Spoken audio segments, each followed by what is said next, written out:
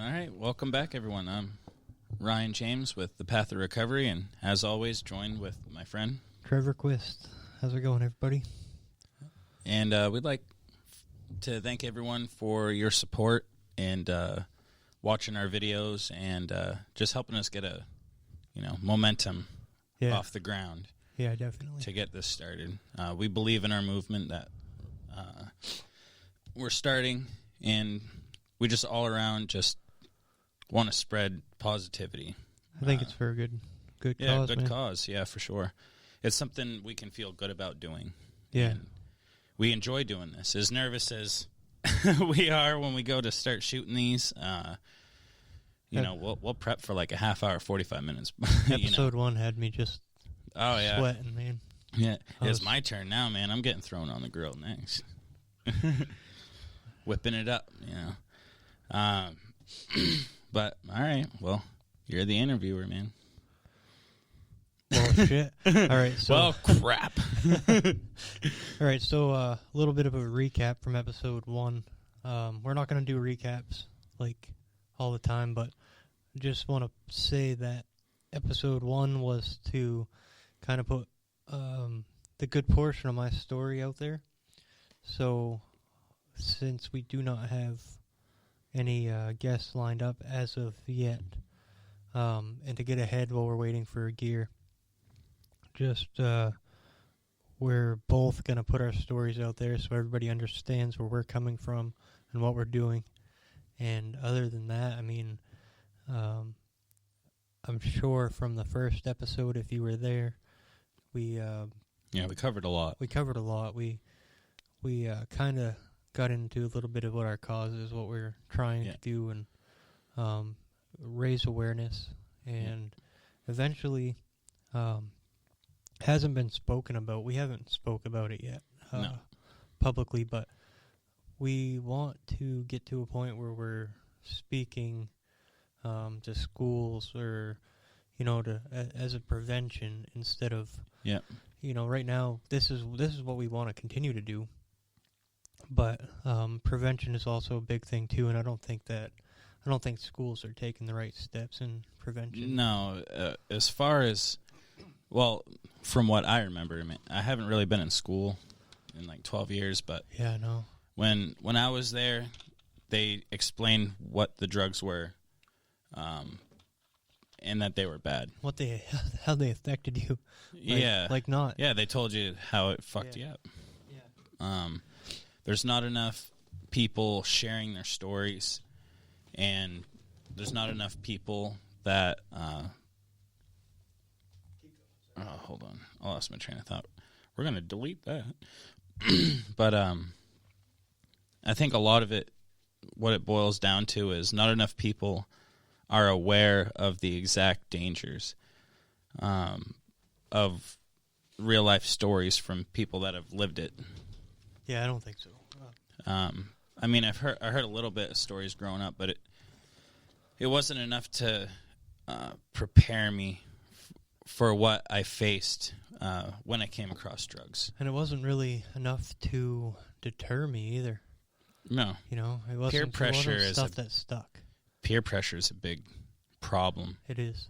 When it comes to drug, most people, I would safely assume, start drugs or taking them because of a friend or a group of friends or a bad situation, bad timing. Yeah, I think you're 100% correct, man.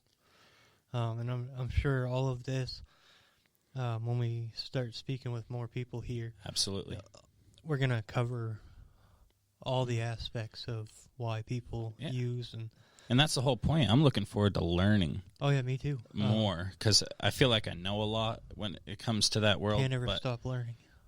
Yeah, I'm just interested in hearing people. Constantly learning. Oh, absolutely. If you don't lose it, use it, you lose it. That was a stupid... Yeah. Well, no, like... It's true, though. As weird as it sounds, like I started doing meditation lately. Yeah. I haven't done because that.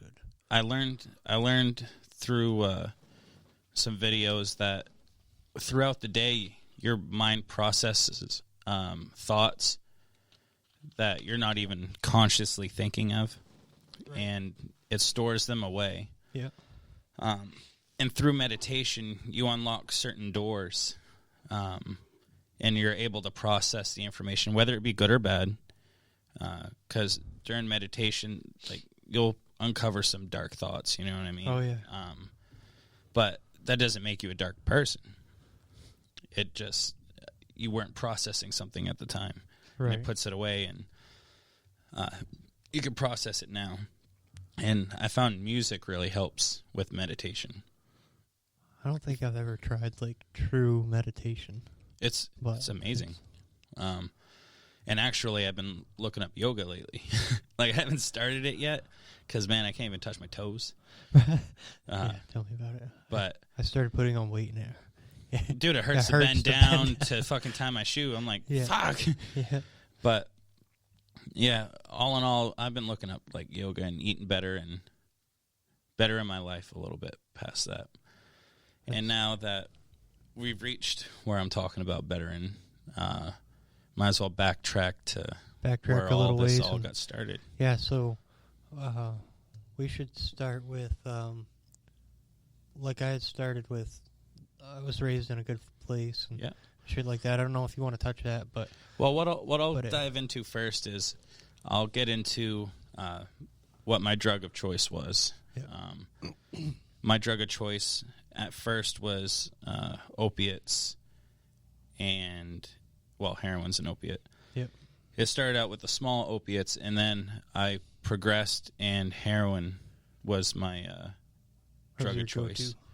Yeah, it was my go-to. And crack when I came across it. But how it all got started, I was dating a girl. I lived out in Connor. We were, we hung out in a big group, of people. There was a bunch of us. And I remember the girl I was with, she'd snort pills. When I first got with her, I knew that. It bothered me. Like, I didn't like it. Right. I was a new pot smoker at the time. I think I remember back then when you didn't... Yeah, I didn't do nothing. You didn't care about even smoking pot too much. Like, yeah, it wasn't... but it wasn't... Yeah, it wasn't... It was like, I don't care, right. if I get high today or not. It just wasn't in my mind. Like, I didn't have that thought process of wanting to use or anything. Right. I started, with pills, just doing hydros here and there. And then, what was it? I started dabbling in some bigger stuff, like once in a great while, you know what I mean? I get meth pill or something like that, whatever came down from Canada. Yeah, yeah. They look like little ice cubes, Was that in the same period of time that everybody was drinking and partying? It was a little bit after that. I had just moved into a trailer next door to her father's house. Yeah. And, we just did little things, It was never, ever a problem for me. I didn't realize her problem into it for a while. She would just complain about not feeling good, so, Yeah. I'd help out. But it became a problem when it was a couple years after that. Like, I had dabbled in stuff for a while, never got addicted. Like, it was just, I do it once in a while. And that continued on for a few years. And then... So when you say that you weren't addicted, you mean like... I wasn't you didn't wake up thinking that you needed it again, or you could go days without thinking about it. Right, I wouldn't even think about it. I'd just do it if it was there, or if it was around, you know what I mean? Yep. It was kind of a recreational thing at the time. Yep. Until me and that girl had broke up. I had bounced around a few places.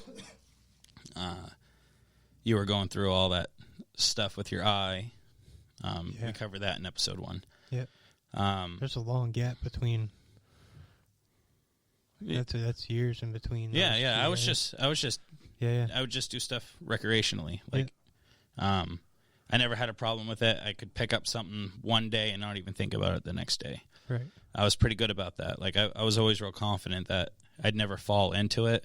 I was like, man, I've been dabbing in this stuff in years and just never had a problem with it. Right. Right. Until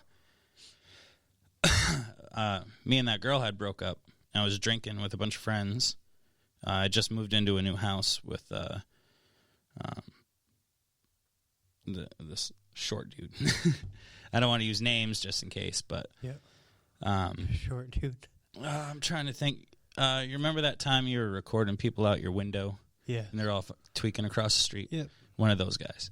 Oh, yeah. Okay. So just hearing that horrible place, I shouldn't have moved in there. But, yeah. But I had just moved in there. We were doing a bunch of drinking, and I remember I had got pissed off because I found out, like, she had broke up with me saying, like, oh, we just needed a break for a little while, blah, I got to work on me. Right. Typical, like... Yeah, the bullshit breakup. Yeah, the bullshit breakup. Yep. But I found out that she was with some other dude. So I got pissed, and I hauled off and I punched the floor. And I'm telling you, like, do not haul off and punch a hardwood floor. No. I shattered my pinky knuckle. Yeah. And I went to work the next day, and I worked all day driving the cab. My hand was all swelled up, the size of a baseball glove. And I went to the hospital, got my hand all wrapped up and everything. They gave me a prescription of Perks, a decent amount too. So I wasn't going to take them. Right. Like, anytime I ever did pills, I was snorting them. Yeah. So I started snorting them. And after a while, like, my script would run up. I'd go and fucking get another one, do it. And then I'd wait the amount of time I needed to wait before I can go and get my next script, Right. I'd go and get another script. Yeah. Oh, my hand still hurts. I didn't recognize it at all as a problem. Right. Yeah. That's how it starts, man. And then it transitioned from, and I had smoked 30s before that, but on a recreational basis, so I wasn't doing it all the time. And then I remember my last script that I got of the Percocets. I traded all of them. Yep. For just a couple of Oxy 30s. Smoked those. I was smoking those. Yep. And I remember after that, I was spending like 90% of my check on 30s. Yep. And the guy I was getting them from inevitably got busted and went to jail. Yes. So there was a big shortage. Like, nobody could find them. And then I remember I was hanging out at a buddy's house. I was all sick because I didn't have anything. I was getting sick from not smoking them. Still wasn't even computing that I had a problem. So my buddy comes in. I'm like, man, dude, I really got to find something, man. Like, it's been a little while. Like, I feel like shit. Like, buddy just got busted. He's like, well, man, I can get some heroin. And in my mind, for as long as I can remember, I was like, man, that's one thing I'd never do. Yeah. I was like, I'll never end up doing that shit. Nasty, I always associated it with needles, so I didn't know you can smoke it. Yeah. I was like, oh, man, I don't really want to do that. It's a little bit outside of my comfort zone. I already smoke 30s, like, that's bad enough. He's like, nah, man, it's all good. It's even better. He's like, you'll do that, you won't even go back to the other stuff. Yeah. I was like, I'll do it this once. It's the dumbest thing I could have ever said. I'm going to do this once. Yeah, it wasn't once. No, the big problem with that shit, man, is it's stronger and it's cheaper than the prescription. Yeah, pills. I was spending $60 per pill for the 30s. Yeah. $60. I mean, best $45. But most of the time it was $60. Everyone wanted to make $1. Yeah.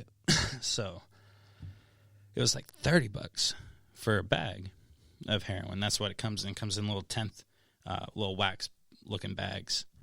If you haven't seen them. And I remember he came in, he handed it to me, and it was like a ritual. I got my foil and stuff like that. Got ready, and I immediately, after my first couple puffs, it was like, wow, where has this been? Like, that was my mindset at the time. Right. I knew after my first hit, dude, that I was fucked. Yeah. Like, that was the same way. Like I was saying when I had tried the intravenous, the first time. Same. Yeah. Yeah, it's you know it's not Like, I even knew. I was like, fuck. Yeah. So I did that, and I even remember I only had taken a few puffs, and I passed out. You know what I mean? Like, I passed out right there with everything in my hands. Right. I'm like, fuck. So that's how that whole started. That's how I got into doing those drugs. It was all the time after that. Yeah. Once I did that first bag, it was done. Like, I was fucking doing everything I could to get money. And it wasn't even in bad ways. Like, I'd just go to work, and I'd turn around and try and flip my money. Yeah. And that way I felt like I was doing stuff for free. Yeah. I still had money, and I had drugs, and I balanced that out for a while, until I started losing everything. All my stuff was being sold off so I can support my addiction. And I was real in the closet about it, so I wasn't going around asking anyone for money. Like, I never went around doing anything like that. I basically put myself out, sold all my stuff, right down to just having clothes. If I could have sold them to get drugs, I probably would have. After you sold off your stuff, though, you never went looking for money from people you thought could help you? Or No, not really. After that, it was just straight hustling. You know, like, I would try and push it for other people. You know, either take a little for myself, or I would, help them, and I'd make a little bit of money off one deal. I'd help somebody else make a little bit of money. Right. And that's how I supported myself for a while, till I got into getting rid of it on my own. Yeah. I won't get too much into that. No. But the money dried up, my belongings dried up, my living situation dried up, my relationship went toxic with the girl I was with. And it boiled down to me staying in a trailer with some guy I barely really knew. I was dope sick all the time, like, because I was stuck in this stupid circle. I'd go 3 or 4 days without something, get something. Yeah. Start my jonesing process all over again. Feel like crap for a few days, and then get something. And eventually I was doing stupid stuff to not feel like shit. Like, I woke up in the morning, my legs felt like they got beaten by baseball bats. Like, I was throwing up, shaking, sweating. Like, I felt like I was dying, like, every day. Yeah. And it's not a good feeling, and that's what keeps you. That's what keeps a lot of people like thinking they can't quit. Yeah, because you go, like, some people, especially with Suboxone, you will go through the Jonesies for a long period of time. Yeah. Like, you'll sweat. Like, even after getting clean, there was random days where I just felt like I was jonesing for no reason. Like, it'd be like a payday or something. Yeah. And it's like, yeah, because you got money now. I got money now. Yeah. You know, I got anxious. Yeah. But I was staying in that trailer, and I remember a buddy of mine coming over, and I didn't have nothing. He's like, well, you want to help me out? And friggin', we'll make some meth, you know? So I was like, whatever, I don't give a fuck, dude, I'll help you. So we went and did that. I had a 2 or 3 day binge of doing meth and drinking vodka, and it was a nasty combination. Got to the point where I was talking about jumping people, you know? Yeah. Oh, we'll have this guy come out here, and I'll beat the shit out of him, we'll take his stuff. And at that moment, I didn't realize that what I was saying or doing, like, I was just completely lost. When I woke up from that bender, I remember the girl I was dating at the time was just sitting there. She was crying. And I came to, and I just had, like, this moment of clarity for, like, 10 seconds. And it was like, I fucked my whole life up, you know? I got this girl I barely know sitting here crying because I probably OD'd. I don't even know. So I called my dad. It's probably the smartest thing I could have done at that time. I picked up the phone. I called him. I was like, Dad, I got to tell you something. You know, I don't know how much you know, because he didn't know anything. Right. Yeah. I was like, I'm doing drugs. I'm doing everything I can get my hands on. I stuck myself with an EpiPen. I drank a bottle of NyQuil last. You know, I'm tired of this. I'm tired of waking up feeling like crap all the time. I got a hold of you right that same day, I believe, too. I think so. I remember you had said something on Facebook, Like, oh yeah, I had like a a meltdown. random, yeah. And I messaged you, like, I hadn't talked to you in a couple of years. Yeah. You were off doing your family thing. I was in dark world. Yeah. Well, yeah, like, I remember Ed, we had talked about him in the first episode. I remember when I first had moved out of his place, and he told me, don't go to the dark side. Yeah. Like, that's what he called it, the dark side. The dark side, yep. And that's exactly what it is. Oh, it's nothing that's but the that. best way to put it. It's you don't realize it's the dark side at first. Right. You just think you're having fun. Yeah. You don't realize that that's a whole different world. Until you wake up and you're like, I fucked my whole life up. I don't have anything. I'm homeless. I'm with a girl I barely know. I have nobody. Nobody talks to me. If anyone talks to me, it's about drugs or owing them money or, it was just a horrible way to wake up. So like I was saying, that 10 seconds of clarity, got a hold of my dad, told him everything, got a hold of you, let you know what I was going through. And I remember my dad saying, well, find out if you can get into a rehab. So I researched it, and it would have taken a hell of a lot for me to get into a rehab. I think I had insurance. I think I had told you about go to the hospital and tell them you're going to hurt yourself. Yeah, you brought that up, and I realized that was probably a good idea because I had done it. When you go to the hospital and you tell them that you're going to harm yourself, and if you let me walk out that door, I'm going to kill myself. Yeah, and that's what I told them. Yeah. It wasn't true, but it was the fastest way. It's asking for help, man. Yeah, it was the easiest and fastest way that I can get into help immediately, because Right. rehab would have taken weeks. Oh yeah, it takes a long time to set that up, and I didn't have weeks. No, I was right at the end of it. It was, I'm gonna fucking die. Yeah. I'm doing stupid shit now. So, went up to the hospital. I told them that I was on any drug that I can get my hands on. I failed for like 4 different things when they piss test me, and that's not including marijuana. Right. So, they knew that was the case, that I was troubled, and they brought in an AMHC worker, and I talked to her, and she's like, well, I can't get you into Fort Kent. I can get you into, like this little house thing over in Presque Isle. So I took it. The little crisis center. Yeah, I took it. They're like, you can only stay for 5 days, you don't have insurance, so that's probably the max you can stay. I took it. I went, and I got to say, like, that's an experience that I didn't enjoy it, but it was enjoyable, if that makes any sense. Like, I know what you mean. It wasn't a good place to be at, but it was a good place to be at. Like, you feel safe there. I felt safe. I didn't have my phone. They took all my possessions, but my clothing. Yeah. I was able to sleep. Yeah. I was able to eat. I was warm. I got to take a shower. As many showers. I must have taken 50 showers. Yeah, 'cause you were like the drying 5 out. days. Yeah. I was drying out. I was sweating profusely. And the only thing that let me take is ibuprofen. Yep.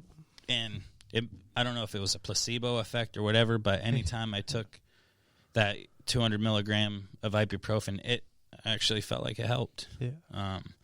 I sat and watched tons of CSI Miami, and you came to visit me, and Yeah. I was able to smoke cigarettes, which I couldn't have done in Fort Kent. That would have sucked. But Right. I took that 5 days. I dried out.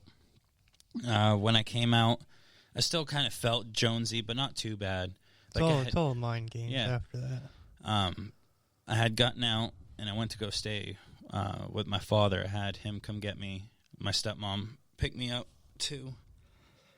And we ended up going to stay with my dad, me and my girlfriend at the time.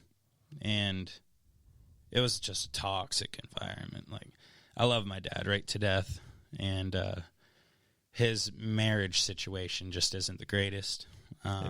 He's dealing with multiple somebodies, really, that have addiction problems. Yeah.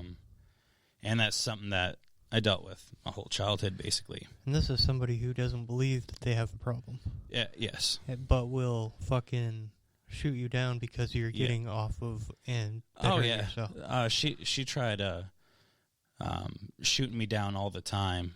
I got a job. I was working 12, 13-hour shifts. We were flagging. Yeah. So we were gone a lot of the time. And the whole time I was at work, she just badmouthed my girlfriend at the time, about me, She was always telling my dad, oh, he's still using and this and that. And I didn't really care to defend myself when it came to her. Right. It was pointless. It was pointless. I was with you all the time. When I wasn't with you, I was at home. So I was under constant surveillance. Yeah. At least for the first 30 days. That's why I felt like when I had brought you over to get the job at flagging, I thought it was good they put you with me. Yes. So I was grateful. You weren't out with random else, druggies. Yeah. And that was the biggest help, and I thank you a lot for that. You helped me transition from getting from a bad place to everything was hopeful again. I remember after getting the job flagging and staying clean it was close to 2 months, I felt like an energy that I hadn't felt in a very long time. Feels good. It felt good. I was getting high from life. I mean, I was smoking a lot of pot at the time, so I was high on pot. But that helped me a lot in my recovery, and pot did too.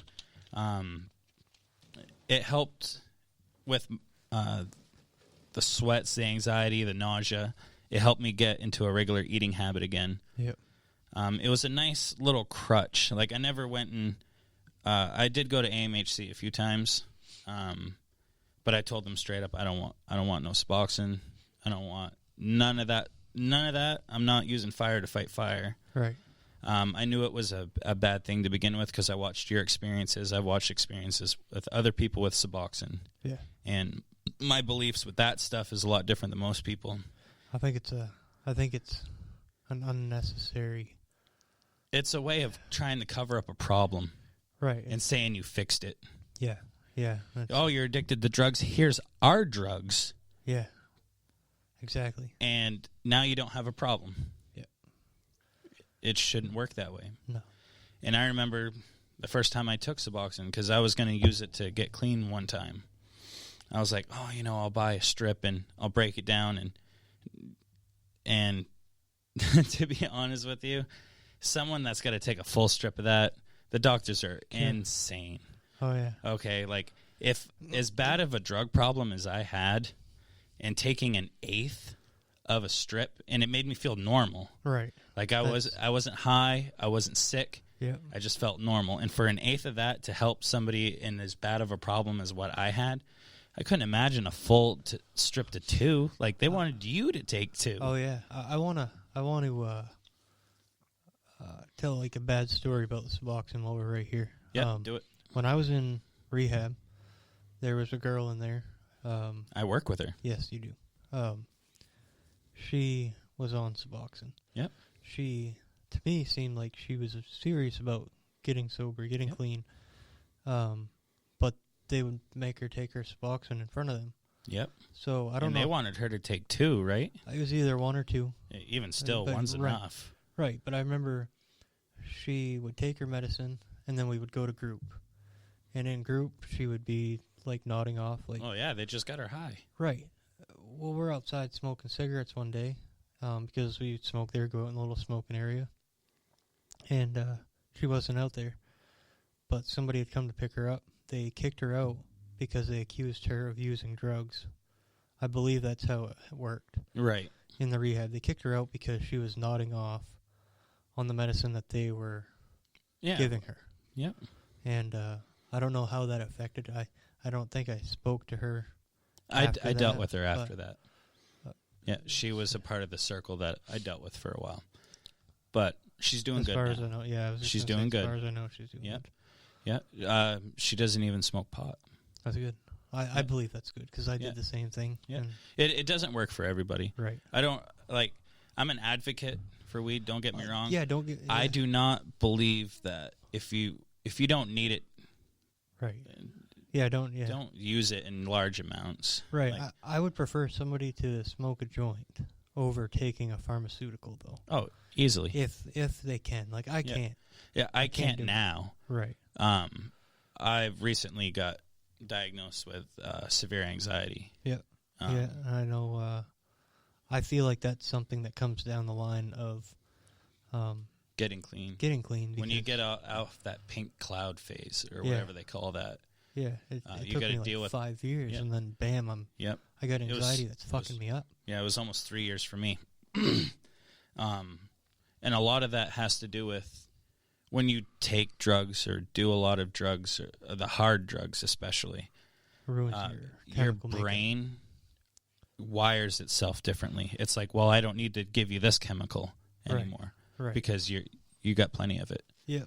So certain parts of your brain just shut down. Right. And they don't produce chemicals that they're supposed to. Yeah. Dopamine, for example. You know, like anyone that hasn't used, say it's Christmas and you get something you've wanted for a very long time, and you just feel that joy. That joy, it's that joy that's like in the center of your chest. You get excited. Yeah. Unfortunately, you lose that. You do hard drugs like we have. I could walk out and there could be a brand new car out there. Yeah, I'm grateful, so happy. Yeah, but you don't feel the internal right. joy of it. Yeah. Because our brains are wired differently. The first time in a long time that I felt joy of any kind is starting this. Like, I cried about it. No, me too. When, because I feel like we're doing something good. I'm happy about it. Like, we didn't realize how big of a deal it was until we talked about it and got set up for it. The last time I cried, out of happiness was when my daughter and son was born. Right. And, I lost it then, but I'm fucking doing it now. Yeah. Fuck! No, it's a big deal. This is very important to us. We talked about it a little bit, and I think this was inevitably the road that we were going to end up on eventually in terms of maybe we went down the road for a reason, man. Yeah. Everything happens for a reason. Yeah. As shitty as a drug addiction is, your life's not over. Right. And you could make something great from it. I went through a real rough time there, and I was addicted real hard. But I learned a lot from that experience. As more now getting clean, do I look back and learn more about myself in life. Yeah. Yeah.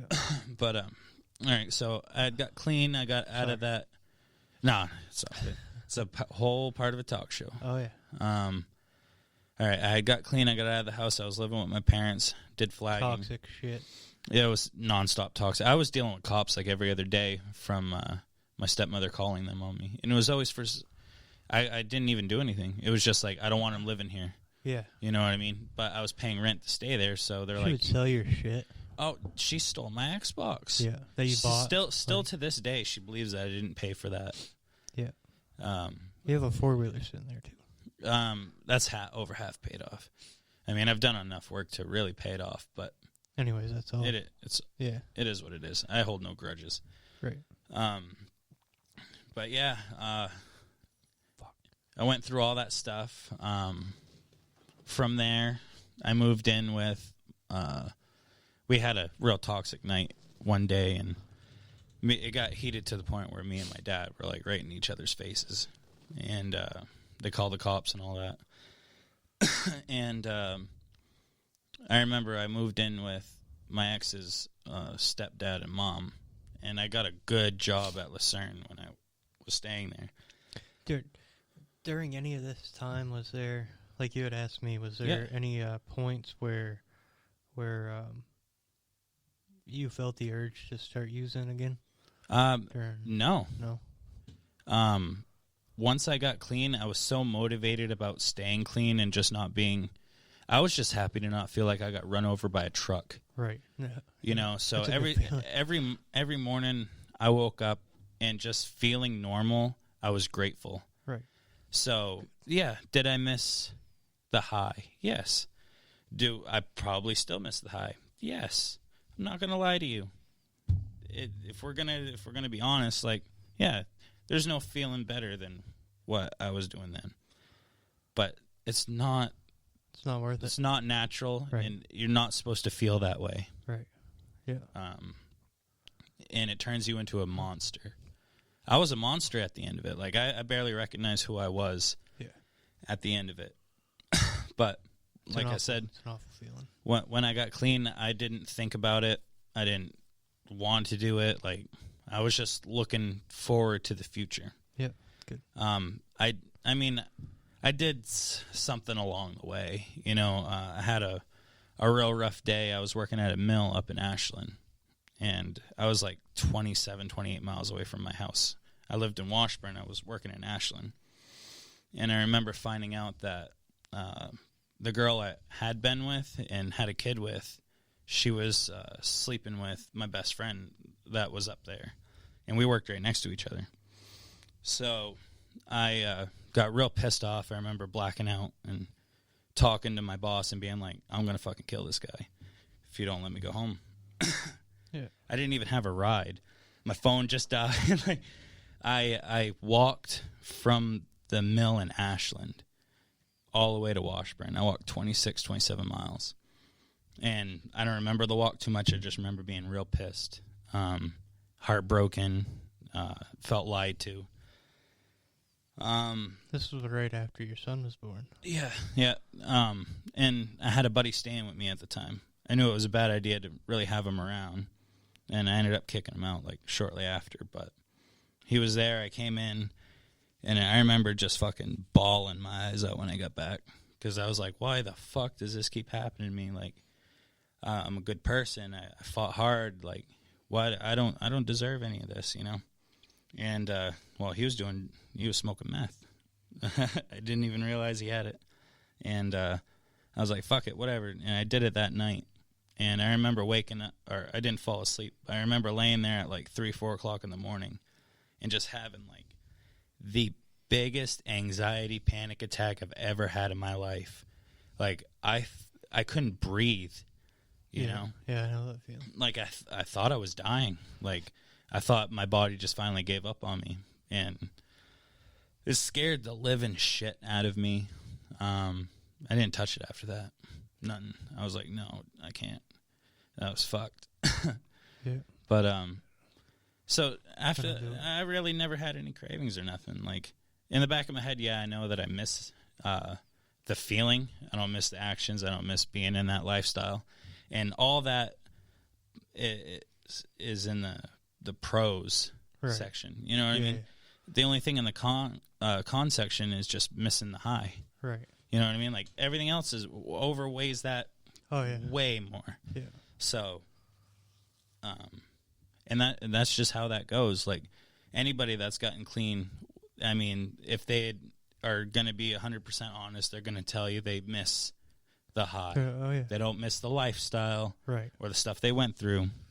Right. But you got to at least admit that. Yeah. But after that, I bounced around place to place to place. And that's pretty much how it's been for the past couple of years. Like, I'm still bouncing around now, dealing with ex issues. But I'm hopeful, and hopeful still. I got a lot of good people in my corner. I'm working with AMHC. There are a bunch of good people over there. I think something that you needed when you started to get clean, when you started this path, was you needed help, like working your way back into integrating back into society. Yeah. I just haven't been stable. That's the biggest problem. I had stability when I had that job at the mill and had an apartment. Right. I bought a van. Yeah. Never went and got it. Yeah. Like, I paid $500 for a van. It's still sitting up in Ashland. Yeah. Because after all that, I was, dude, just fuck it, dude. Yeah. I'm just gonna start over. I've done that so many times. It's probably unnatural.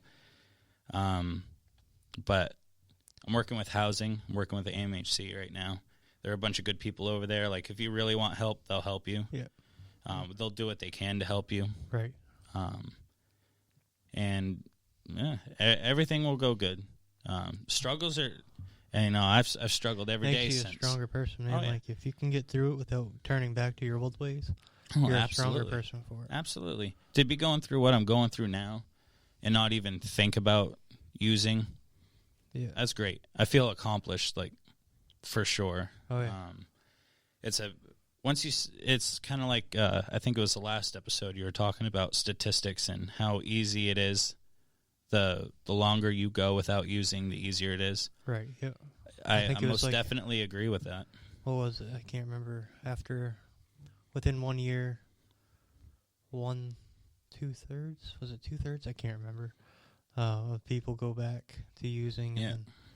And, after 5 years, it's like less than 15%. Less than 15%, yeah. That's pretty good numbers. Right. I feel like a good movement, and what we're doing here. If we can reach enough people, I think we can create the awareness to help prevent or help bring up the number of people not relapsing. Right. I wanna hopefully have people here telling their stories, like I was saying at the beginning of the last episode. Like, I feel like I went through hell. You are going through hell.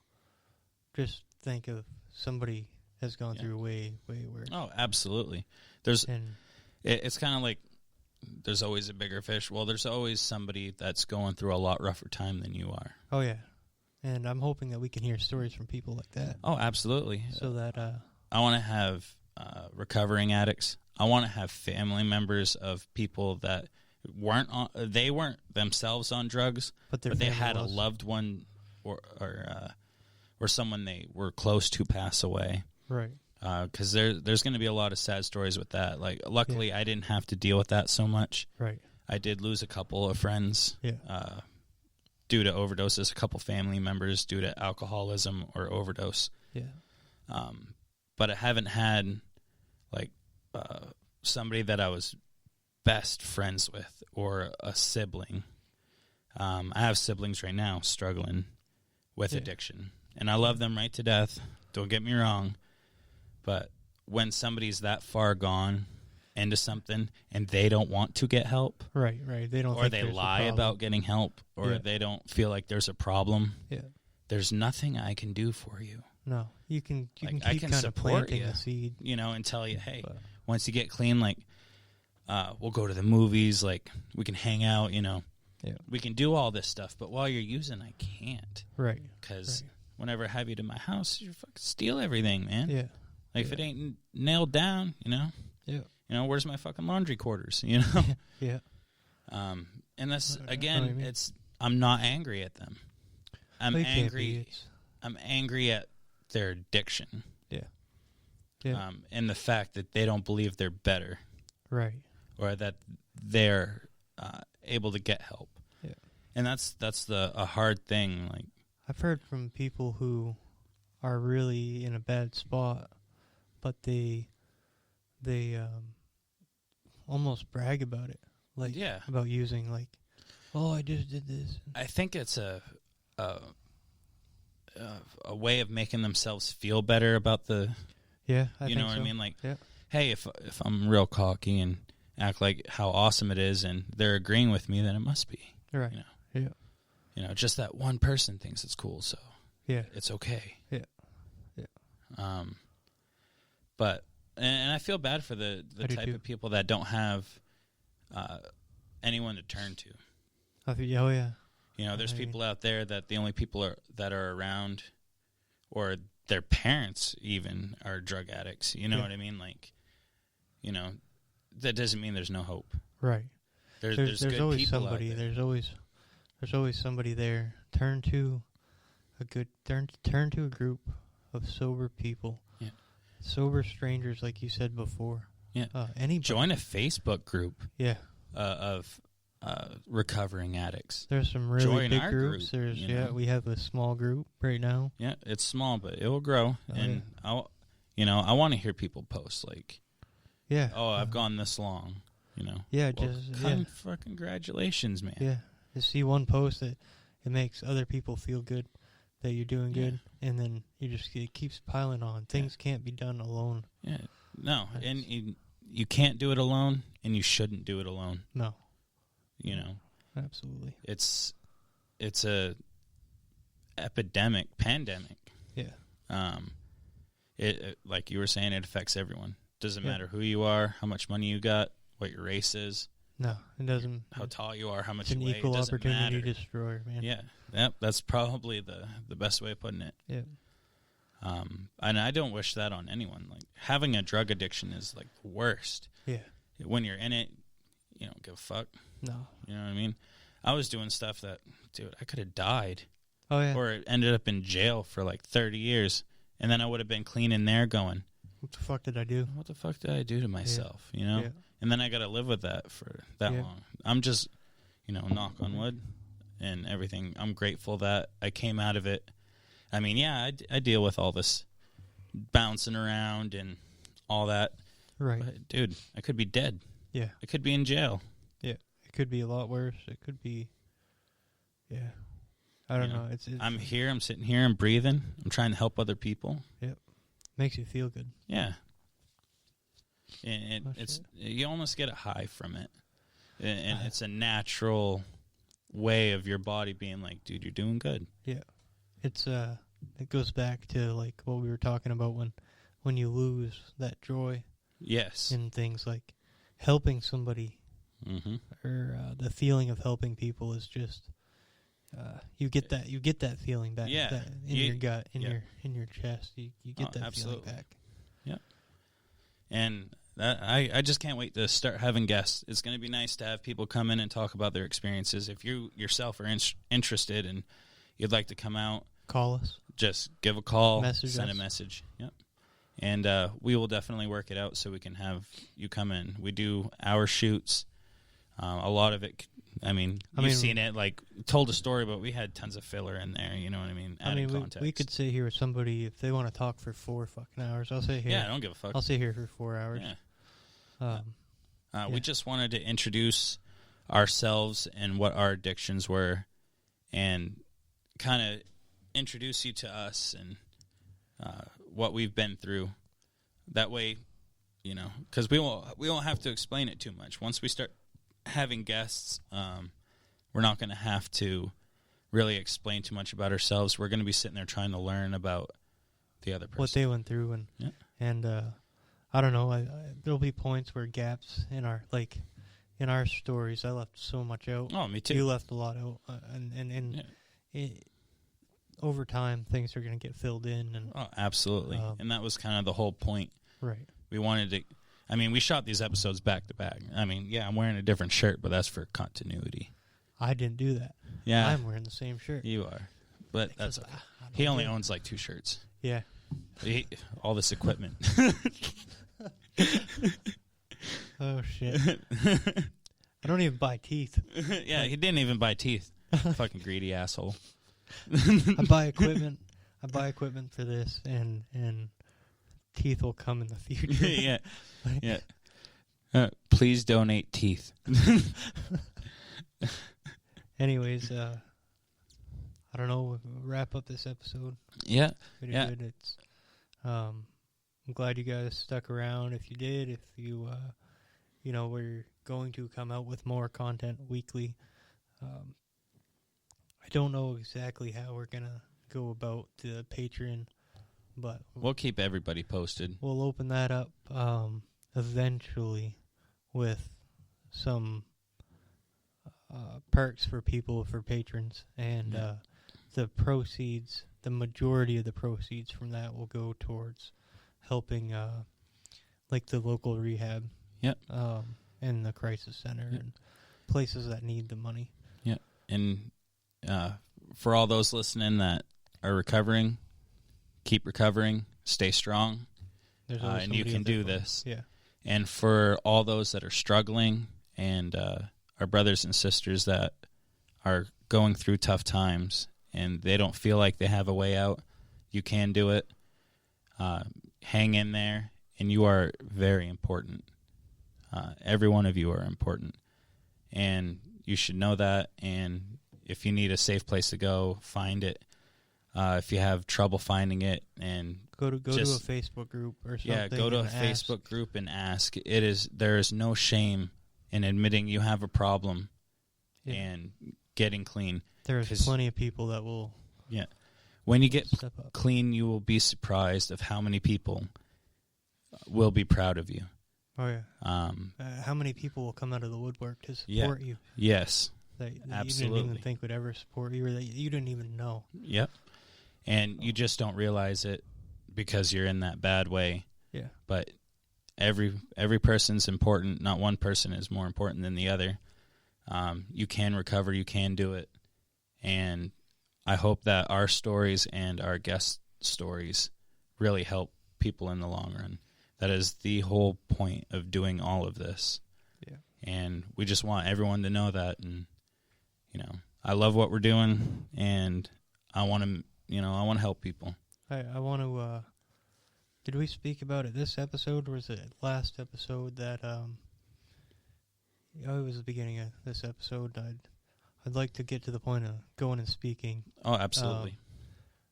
That way people who aren't here, or when I say here, like in the podcasting thing, like a lot of people that won't find us on Apple or Right. YouTube or Facebook or Google or, go help and speak to the local schools statewide. I don't know how to go about doing that, so I think we'll figure it all out in the long run. Yeah. It will be easy. I think speaking in person will be the important part. Right. Like going and meeting with these people, Yes. showing them our podcast. Yeah. I'm going to pitch it to AMHC. Like when I go see them Monday, I'm going to give them our Well, page. know what we're doing, man. And Yeah, I will.